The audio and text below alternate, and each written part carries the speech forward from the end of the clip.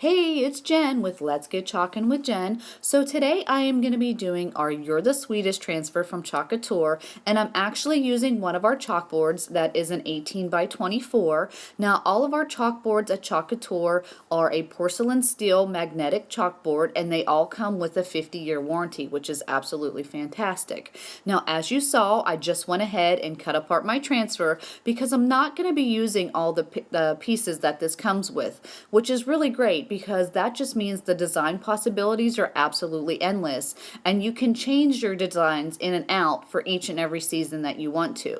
So that's really great. Now once you're done using our transfers, you're just going to place them in water, and you'll clean it up with a little water and Clorox wipes, and again store them again for future use.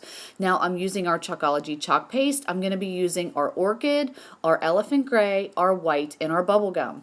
Now all of our chalk paste is a water soluble semi-permanent chalk paste. So as long as you don't seal your project, you can absolutely change this out for each and every season.